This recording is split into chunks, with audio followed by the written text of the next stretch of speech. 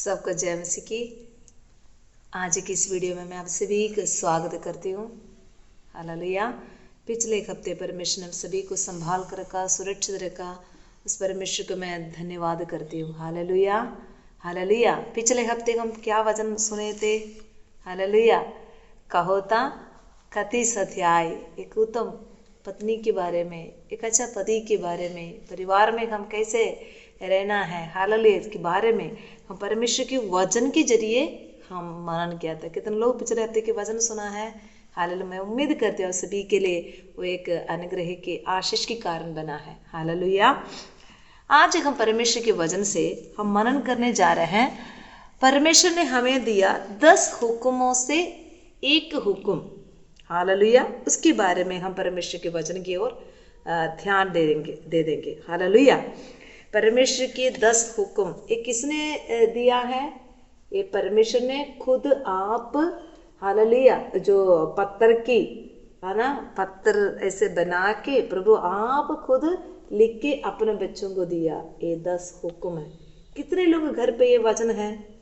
Hallelujah. अगर आपके घर पे ये 10 हुक्म ये नहीं लगाए तो आप आज ही आप ये वचन सुनने के बाद अपना चर्च से या कहीं से ये वचन, ये जो हुक्म आप अपना घर पे टांगने के लिए लेके ऐसे टांगना, हर वक्त इसको आप पढ़ना। हालेलुया। परमेश्वर को आशीष करे।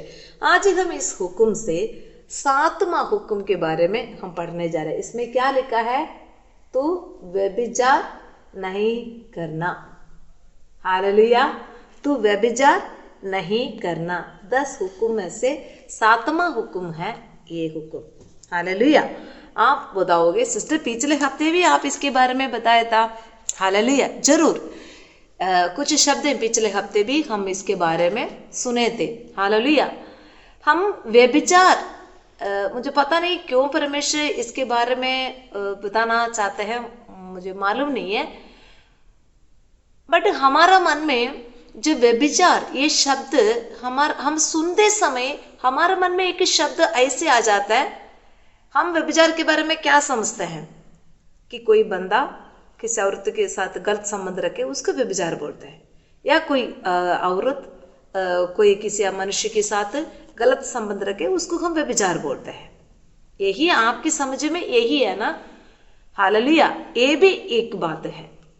पर व्यभिचार 2 प्रकार की है। व्यभिचार कितना प्रकार की है? यो 2 प्रकार के है। एक शारीरिक व्यभिचार, दूसरा आत्मिक व्यभिचार। हालेलुया। व्यभिचार कितने प्रकार की है? 2 प्रकार की है। हम शारीरिक तौर से अपना पति को छोड़कर या पत्नी को छोड़कर, हालेलुया, या हम ऐसे व्यभिचार हम अपने साथी के साथ हम वफादार नहीं रहेंगे, वो जरूर व्यभिचार है। हालेलुया। इसी तरह आत्मीय व्यभिचार के बारे में भी लिखा है। हालेलुया। आत्मीय व्यभिचार क्या होता है?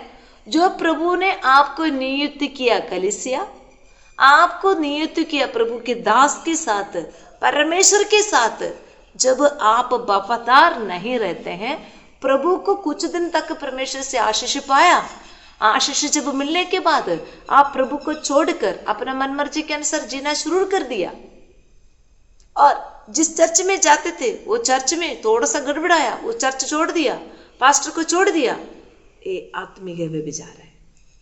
हालेलुया। पहले हम ये आत्मिक व्यभिचार के बारे में परमेश्वर हमें क्या चेतावनी देता है। अगर मेरे ये वचन सुनने वाले मेरे प्रिय भाई बहनों, इनमें से आप अगर यदि आत्मीय व्यभिचार करने वाले हैं तो आज अपना मन को जांच लो। Hallelujah hallelujah. आत्मीय व्यभिचार के लिए हम कुछ वचन हम पढ़ेंगे। न्यायों की किताब, न्यायों पुराने नियम में है, न्यायों 2:17। परंतु वे अपने न्यायों की भी नहीं मानते थे, वरन व्यभिचारिन के समान पराये देवताओं के पीछे चलते और उन्हें दंडवत करते थे। उनके पूर्वज जो यहोवा की आज्ञाएं मानते थे, उनकी उस लीग को उन्होंने शीघ्र ही छोड़ दिया और उनके अनुसार न किया। हालेलुया। इसी के साथ हम पढ़ेंगे पहला इतिहास 5:25। परंतु उन्होंने अपने पितरों के परमेश्वर से विश्वासघात किया और उस देश के लोग जिनका परमेश्वर ने उनके सामने से विनाश किया था, उनके देवताओं के पीछे व्यभिचारिणी के समान हो लिए। हालेलुया। अब इसके साथ हम एक और वचन पढ़ेंगे, होशे 4:11। वेश्यागमन और दाखमधु और ताजा दाखमधु ये तीनों बुद्धि को भ्रष्ट करते हैं। हालेलुया। इस वचनों से हमने क्या बात सीखा है? आत्मिक व्यभिचार क्या है करके इधर स्पष्ट में लिखा है।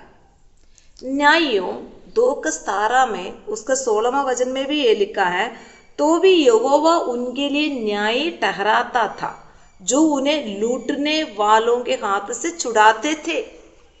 परमेश्वर अपने लोगों को छुड़ाने के लिए, बचाने के लिए, सही राह बताने के लिए मतलब क्या करना है क्या नहीं करना उनको सिखाने के लिए परमेश्वर न्यायों को ठहराते थे। पर धीरे धीरे लोगों ने क्या किया, वो न्यायों का भी नहीं मानते थे, वरन व्यभिचार के समान पराया देवताओं के पीछे चलते और उन्हें दंडवत करना शुरू किया। हालेलुया। इधर परमेश्वर ने इस्राएल लोगों को चलाने के लिए प्रभु के दासों को नियुक्त किया। कुछ देर तक उन्होंने प्रभु के दासों को बात को मानते गए। जब उनका लाइफ सेट हो गया, परमेश्वर की आशीष उनके ऊपर आ गया, वो क्या करने लगे, होले होले प्रभु के दासों को तुच्छ जाना शुरू किया। अभी हमें प्रभु के दासों की जरूरत नहीं है। हमारा प्रभु के दासों के पास कोई सामर्थ्य नहीं है। इसके पास छोटा परमेश्वर है, वो बड़े के पास्टर के पास बड़ा परमेश्वर है। उनका बुद्धि भ्रष्ट होने लगे। वो करके करके क्या करने लगे, पराये देवताओं के दंडवत करना शुरू किया।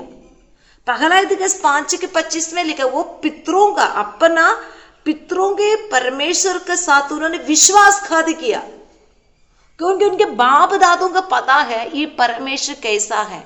लाल समुद्र में रास्ता बनाया, हालेलुया, और जंगल में मन्ना खिलाया, अपने दुश्मन को उनको छूने नहीं दिया। परमेश्वर को 40 साल उनका कपड़ा गंदा होने नहीं दिया, जूता फटने नहीं दिया। ऐसे एक पिता अपने बच्चे को जैसे संभालते थे उसी तरह संभाल कर परमेश्वर को संभाला है।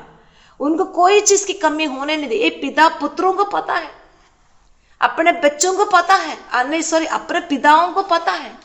पर ये बच्चों को भी पता था, जब पगले पगले उस राहों पर वो चलते थे, पर होले होले उन्होंने क्या करने लगे, आकड़बाजी। अपना पास्टर को क्या करने लगे, वो तुच्छ जाने लगे, उसको तुच्छ समझने लगे। फिर पास्टर की बात ये मानना नहीं चाहते थे। ऊपर से वो कौन है, हालेलुया, अपना खुद की बुद्धि को उन्होंने भ्रष्ट कर दिया और जाकर पराये देवताओं को दंडवत करने लगे। मतलब इन्होंने क्या क्या कर रहा है, अपने झुंड से अलग हो गया, दूसरा अपना पास्टर से अलग हो रहा है, इसी तरह उन्होंने परमेश्वर से अलग हो गया। हालेलुया। एक बंदा झुंड से अलग हो गया, होली होली प्रभु की दास से अलग हो जाता है, होली होली प्रभु से भी वो अलग हो जाता है। ये है आत्मिक व्यभिचार। होशे 4:11 में लिखा है, उनका क्या गलत काम है, क्या कर देता है, उनको अपने परमेश्वर को वल मोड़ने नहीं देते। कौन से गलत काम, व्यभिचार के मन, मूर्ति पूजा, दारू पीना, नशा लेना, गलत संगति में जाकर प्रभु का जो विरोधी, परमेश्वर की विरुद्ध में जो बातें करना है ना, गलत संगति अच्छा चित्त को बिगाड़ देते हैं। अच्छा चित्त था पर गलत संगति ने उसको खराब कर दिया। हालेलुया। गलत संगति अच्छा चित्त को बिगाड़ देते हैं। ऐसे बिगाड़ कर परमेश्वर से लोग दूर होने लगे। हालेलुया। यही है मेरे प्रिय भाई बहनों आत्मिक व्यभिचार। आप सोचे हम उस बंदे जैसे व्यभिचार नहीं करते, पर प्रभु से परमेश्वर ने तुम्हें रखा, कलीसिया के साथ, तुम उस पास्टर के साथ तुम वफादार नहीं रहे तो तू आत्मिक व्यभिचार कर रहा, तू पापी है। हालेलुया। जहां पर परमेश्वर का वहीं पर तू वफादार रहना सीखना है। अगर जिस चर्च में आप जा रहे हैं, जो पास्टर के साथ आप वचन सुनने जा रहे हैं, आपको लग रहा है ये पास्टर मेरे को सही ढंग से नहीं चला रहा है, अगर इस चर्च में मैं जाएगा तो स्वर्ग में नहीं पहुंच पाऊंगा, अगर आपको ऐसा लग रहा है, वो चर्च छोड़ दो। वो चर्च छोड़कर कहीं पर भी जाओ, जाके अपना रूह को बचा कर रखो। हमारे परमेश्वर ने इतने अद्भुत काम आपके लिए किया। छोटे छोटे कष्ट आते समय उस परमेश्वर के खिलाफ बुड़बुड़ाओ ना। हालेलुया। उस परमेश्वर को हालेलुया क्रोध मत दिला दो, आत्मीय व्यभिचार नहीं करना। हालेलुया। और दूसरा ये बात है शारीरिक व्यभिचार।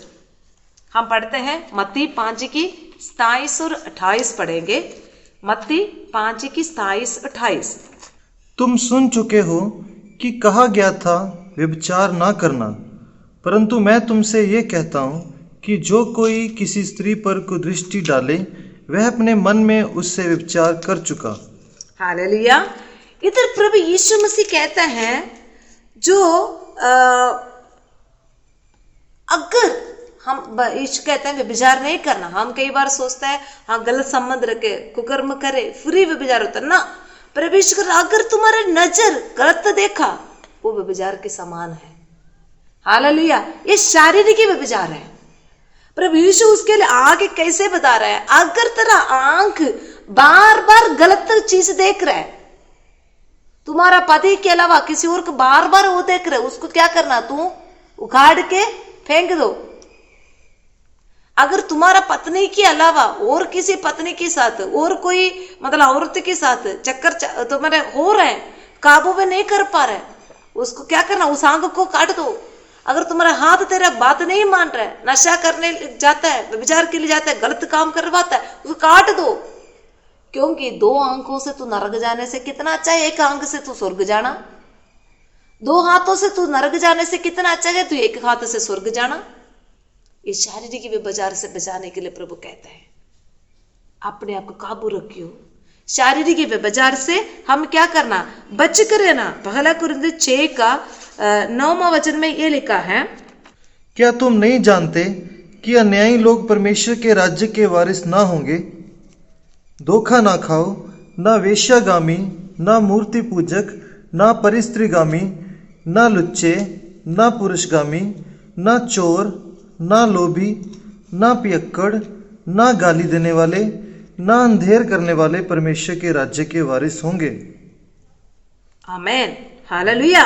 क्योंकि इधर क्या हम पढ़े हैं, हालेलुया, इधर हम पढ़ते हैं परमेश्वर कहते हैं ऐसा काम करने वाला स्वर्ग राज्य में कभी नहीं जाएंगे। किस तरह के लोग, तुम धोखा ना खाओ, क्यों वेश्यागमी, ना मूर्ति पूजक, परस्त्रीगमी, ना लुच्चे, ना पुरुषगमी, ना चोर, ना लोभी, ना पियक्कड़, ना गाली देने वाला, ना अंधेर करने वाला परमेश्वर के राज्य में वारिस नहीं होंगे।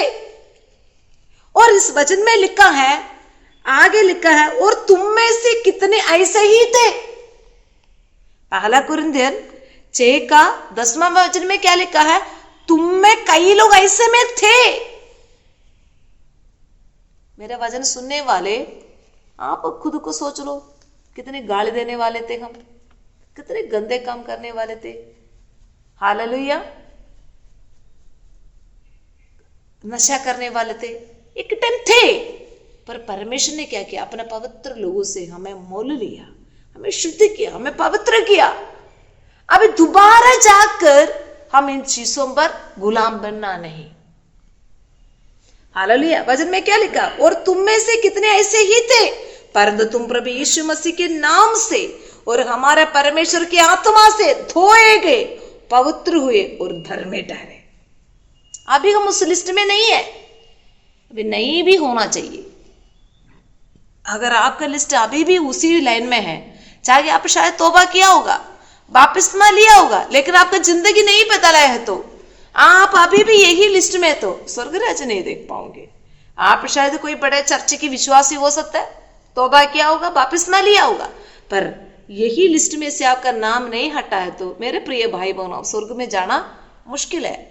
चाहे आप सही ढंग से दसवंत देने वाला होगा, कुछ मर्जी करने वाला, बहुत दान पुण्य काम करने वाला होगा, पर वचन कहता है इसे काम करने वाला स्वर्ग राज्य की वारिस नहीं होंगे। शारीरिक व्यभिचार, कल्ले शरीर की संबंध रखना ही व्यभिचार नहीं है। हालेलुया। परमेश्वर से ज्यादा हम किसी चीज को मुख्य देते हैं, चाहे अपना पति को, पत्नी को, बच्चों को, अपने काम को, पैसा को, घर को, हालेलुया, जो चीज को हम परमेश्वर से ज्यादा उत्तम समझते हो, वो एक मूर्ति पूजक बनना चाहता है। मूर्ति पूजक प्रभु के राज्य में प्रवेश नहीं करते। कितने लोग एतवार की आराधना छोड़कर परिवार के साथ हंसी मजाक में टाइम निकालते हैं। कितने लोग परमेश्वर की एतवार की आराधना को तुच्छ समझकर काम पे चला जाता है कि आपको परमेश्वर बहुमूल्य है, आपका काम बहुमूल्य है। कभी जरूरत पड़ता है, कभी जरूरी इमरजेंसी में इधर उधर हो जाता है, वो तो बात अलग है। पर आप देख लो, परमेश्वर से ज्यादा आप किसी चीज को प्यार करे, वो मूर्ति पूजा है, वो एक व्यभिचार के समान है। वो व्यक्ति स्वर्ग राज्य में प्रवेश नहीं करेंगे। पहले आप किस तरह में मर्जी जी रहे थे, पर आपको परमेश्वर अभी अलग किया, दोबारा उस कामों पर आप नहीं जाना। वचन में लिखा है, पहला दूसरा पत्रस 2:14 से हम पढ़े, दूसरा पत्रस 2:14 से हम पढ़े। उनकी आंखों में व्यभिचार बसा हुआ है और वे पाप किए बिना रुक नहीं सकते। वे चंचल मन वालों को फुसला लेते हैं। उनके मन को लोभ करने का अभ्यास हो गया और वे संताप की संतान हैं। इधर लिखा है उनका जिंदगी ऐसा ही हो गया, अभी वो बदल नहीं सकते। हालेलुया। उनका जिंदगी ऐसा कामों के लिए उनका मन क्या हो गया, ऐसे कामों के लिए वो हो गया, अभी वो बदल नहीं सकते। हालेलुया। और आगे परमेश्वर के वचन में क्या लिखा है, उसका 19वां वचन पढ़े। वे उन्हें स्वतंत्र करने की प्रतिज्ञा तो करते हैं, पर आप ही सड़ाहट के दास हैं। हाँ, आगे पढ़ो। क्योंकि जो व्यक्ति जिससे हार गया वह उसका दास बन जाता है। हालेलुया। इधर क्या लिखा है, कुछ लोग खुद किधर पड़ा है, खुद उसका 19वां वचन में ये लिखा है, उन्हें स्वतंत्र करने की प्रतिज्ञा तो करते हैं, पर आप ही सड़ाहट के दास है। हालेलुया। क्योंकि जो व्यक्ति जिससे हार गया वे उसका दास बन जाता है। अगर आप व्यभिचार से हार गया, नशा आपका गुलाम बन गया, नशा के गुलाम आप बन गया, आप हारा हुआ एक व्यक्ति है। आप गुस्सा में आप काबू नहीं कर पा रहे, आप हारा हुआ एक व्यक्ति है। आप अपने परिवार को सट्टे नहीं कर पाए, आप हारा हुआ एक व्यक्ति है। जो आपका कमजोरी है वो आपको हरा दे रखा है, पर परमेश्वर कहते हैं मैं तुम्हें आजाद किया है। हालेलुया। उसके आगे क्या लिखा है, उसका 20वां वचन। जब वे प्रभु और उद्धारकर्ता यीशु मसीह की पहचान के द्वारा संसार की नाना प्रकार की अशुद्धता से बच निकले और फिर उनमें फंसकर हार गए, तो उनकी पिछली दशा पहले से भी बुरी हो गई। ओ हालेलुया। इधर वचन में क्या लिखा है, इधर एक कुत्ता के बारे में लिखा है। कई हम घर पे कई कुत्तों का पालतू जानवर है, हमारा घर पे भी एक कुत्ता है, ठीक है, पर कई कुत्ते हैं बड़ी इच्छा से सारा कुछ खा लेते हैं, हजम नहीं होता, लालच के साथ सारा कुछ खा लेते हैं, खाकर क्या कर देता है, उल्टी करके रखता है, उल्टे कर लेते हैं, फिर सूंघ के उसको ही खा लेते हैं। कहने के भावना आपका जीवन से कई प्रकार की गंदगी प्रभु यीशु मसीह ने अपने पवित्र लोगों से तुम्हें दूर करके तुम्हें पवित्र किया, धर्मी ठहराया, पर दोबारा तुम उस चीजों पर जाकर फंसेगा तो वचन में किस जानवर के साथ तुलना किया हुआ है, उस कुत्ते के समान जो तुमने छोड़ दिया, मौका के अनुसार उसको वापस ले लिया। अगर नशा करने वाला तुम परमेश्वर को अपना उद्धारकर्ता मानते समय उसको तुमने छोड़ दिया। अभी एक शादी है, मन के चलो भांजा की शादी है, या मामा की लड़की की शादी है, या मामा के लड़का की शादी है, मन किच कर रहा है, अरे तौबा भी किया, वापिस्मा भी किया, करे क्या अभी, आखिरी शादी है परिवार की, थोड़ा सा हम लेना है। पास्टर से आके पूछते हैं, सिस्टर्स के आके पूछ रहे, सिस्टर एक बार मैं थोड़ा सा ले लूं फिर मैं आके तौबे करूंगा। अंदर के बंदा मरा नहीं है, मौका के अनुसार वो उड़ रहा है। हालेलुया।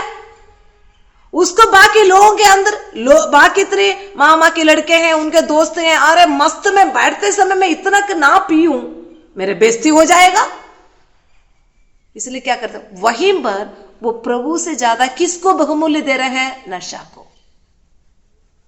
तुम्हें पता है वो गलत है, इससे परमेश्वर ने मुझे छुटकारा दिया, ये व्यभिचार से, ये गंदगी से प्रभु जी ने मुझे छुटकारा दिया, पर फिर भी लोगों को खुश करवाने के लिए, लोगों के बीच में आप वो क्या सोचते वो, मैं इतना पीने से मेरा इज्जत बढ़ जाएगा। अरे मूर्ख, तू गिर रहा है, तू कुत्ते के समान बन रहा है। वचन में लिखा है, आगे पढ़ो उसको, 21वां वचन पढ़ो। क्योंकि धर्म के मार्ग का ना जानना ही उनके लिए इससे भला होता कि उसे जानकर उस पवित्र आज्ञा से फिर जाते जो उन्हें सौंपी गई थी। आगे उन पर यह कहावत ठीक बैठती है कि कुत्ता अपनी छांट की ओर और नहलाई हुई सूरनी कीचड़ में लेटने के लिए फिर चली जाती है। हालेलुया। इधर दो जानवर के बारे में लिखे, दोनों जानवर के बारे में हमें अच्छी तरह पता है। मेरे प्रिय भाई बहनों, आत्मिक है व्यभिचार, शारीरिक व्यभिचार, दोनों इसकी तुलना है। पहले तो मूर्ति पूजक थे, पहले तो नशेड़ी थे, गंदे काम, पुरुष कामी, स्त्री कामी, या तुम लुच्चे, क्या कई कई शब्द हमने पढ़ा है। तो गुस्सा करने वाले थे, अपने ऊपर काबू करने वाले नहीं थे, तुम्हारे अंदर प्यार नहीं था, परिवार में तुम्हें कोई सिस्टम नहीं था, तुम्हें कोई चर्च नहीं था, कोई पास्टर नहीं था। तो एक हफ्ते इस चर्च में, दूसरे हफ्ते दूसरे चर्च में, कई पास्टर हैं, कई लोगों को बहुत सारे पास्टर होते हैं। इन चीजों से तुम्हें एक अच्छा जगह पर परमेश्वर ने पहुंचाया, प्रभु ने अपने पवित्र लोगों से तुम्हें मोल लिया। अभी वहीं पर तू वफादारी से रहना, अपने परिवार में वफादारी से रहना। मेरे प्रिय भाई बहनों, आपके पति के साथ, पत्नी के साथ, बच्चे के साथ, मम्मी के साथ, सास बहू के साथ, सासू माँ के साथ, परिवार के साथ, कलीसिया के साथ, प्रभु के दास के साथ, तो वफादार से रहना। बार बार तुम गलती करोगे, तुम्हें किन जानवरों के साथ तुलना किया हुआ है। ये नहीं बोला सिस्टर हमें कुत्ता बुलाया, सिस्टर हमें सूर बुलाया, नहीं, परमेश्वर का वचन कहता है उनके लिए ये कहावत तो ठीक है। मैं कह लूं, जब बार बार ताड़ न मिलने के बावजूद भी हम नहीं हिलेंगे, हम नहीं हिलेंगे, ऐसे कुछ लोग हैं। एक बार गलती हो जाता है, 2 बार हो गया, पर बार बार ये गलती करते समय इधर क्या लिखा है? कुत्ता के समान तुलना किया हुआ है। और सूर, कुछ लोग सूरों को रख लेते हैं। सूर के बच्चे देखने में बहुत सुंदर है, बहुत अच्छे हैं, पर सूर ज्यादा से ज्यादा कहाँ रहता है? चिक्कड़ में रहता है। उसको मुंह कभी अच्छे सांबर नहीं बढ़ता, खास करके उसका नाक ऐसे करता, आप सभी को पता है। उसको हम सोचते हैं, अरे मेरे सूर को मैं नहा के बहुत दिन हो गया, मेरे सूर को अच्छी तरह मैं शैम्पू लगा के नहवा के क्या कर देते हैं हम? नहा के, ठंड है बेचारे को, ठंड लग रहा है, बढ़िया गता में, हाँ बढ़िया हमारा कंबल में उसको ओढ़ के रख लेता है। सूर कितने टाइम तक उधर बैठेगा? आधा घंटा मस्सा बैठेगा, 5-10 मिनट। मुझे कभी टेस्ट नहीं किया, पर हमारे कुत्ता को मैंने किया, वो थोड़ा देर उधर बैठेगा, ठीक है, फिर भी ज्यादा चिकड़ में कुछ जल्दी नहीं जाते। और सूर उसका टाइम जा रहा है, अरे मेरे को फिलहाल जगह पर जाने का टाइम हो रहा है, उसका घबराहट शुरू हो जाता है, वो बेड में ऐसे नहीं बैठ पाता, वो बोलते हु मेरे को कहाँ इन्होंने बिठाया, मेरे को अभी फिलहाल गली में जाके उनका वेस्ट आने के टाइम हो गया, मेरे को खाने का टाइम हो गया, उसका घबराहट शुरू हो जाता है। वो 5-10 मिनट से बेड से नीचे उतर जाता है, सीधे जाता है गली मोहल्ला में, जो गंदगी है, वेस्ट कूड़ा जगह सटता है, वहीं पर जाकर वही जो रगड़ रगड़ के आपने साफ किया ना नाक, उस नाक को कहां पर लेके जाता है? गंदगी में लेके जाता है। हालेलुया। मेरे प्रिय ये आवाज सुनने वाले नौजवान बच्चों, मम्मी पापा कितना आपके ऊपर मत्था मारते हैं। माँ बाप बच्चों के लिए, नौजवान बच्चों के लिए कितना मत्था मारते हो। आपके पास्टर आपके लिए, आपके ऊपर कितना मत्था मारते हो। रगड़ रगड़ के सेट कर देते हैं। थोड़े टाइम के बाद फिर वही गंदगी में, वही कीचड़ में, वही चिक्कड़ में जाके गंदा ना हो जाओ। ऐसे लोगों के लिए परमेश्वर के वचन पता है क्या कहते हैं? क्योंकि धर्म के मार्ग का ना जानना ही उनके लिए इससे भला होता, उसे जानकर उस पवित्र आज्ञा से फिर जाते जो उन्हें सौंपी गई है।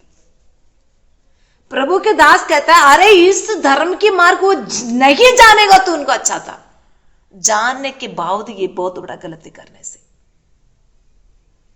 Hallelujah, hallelujah. मेरे प्रिय भाई बहनों, आत्मीय व्यभिचार अपने कलीसिया के साथ, आपको प्रभु ने दिया दास के साथ, प्रभु ने दिया ये छोटा झुंड कलीसिया के दास, वफादार हो। जब झुंड से आप हौले हौले अलग हो जाओगे, प्रभु के दास के साथ अलग हो जाओगे, हौले हौले आप परमेश्वर से दूर हो जाओगे, क्योंकि आपको सलाह देने वाला कोई नहीं होगा। अगर आपको लग रहा है आपके आत्मिक उन्नति नहीं हो पा रहा है, जरूर आप कलीसिया बदल सकते हैं।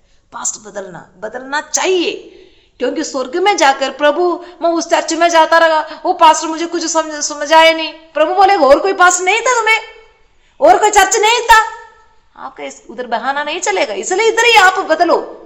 पर आपको लग रहा है ये मेरा आत्मीय उन्नति चाहने वाले हैं, आपको डांटेंगे, आपको प्यार करते हैं, आपको गंदगी देकर वो खुश नहीं होंगे। हालेलुया, वो जगह मत छोड़िए।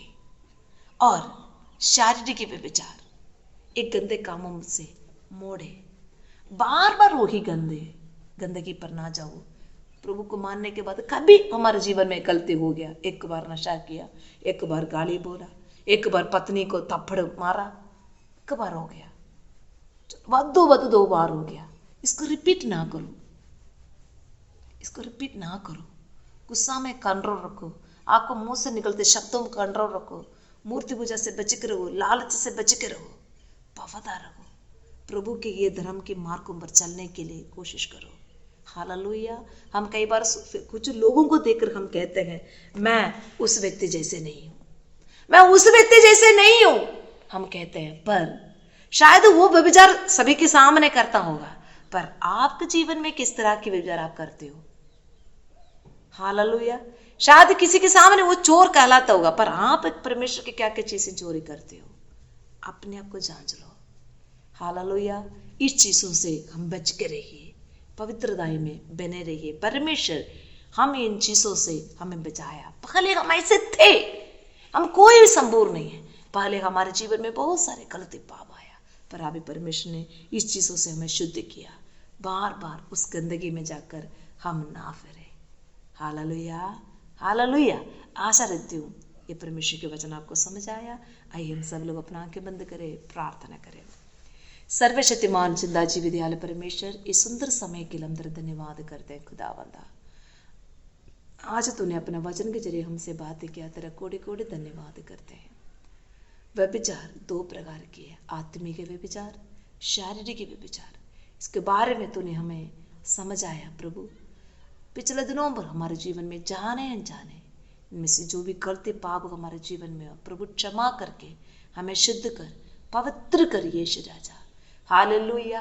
खुदावंद, जो चीजों को हमने छोड़ दिया, चाहे हमें उसके लिए कितना भी कष्ट उठाना पड़े, दोबारा जाकर उस चिकड़ में, उस गंदगी में जाकर फंसने नहीं देना। परमेश्वर हमें बचा कर रखना प्रभु जी, मदद कर।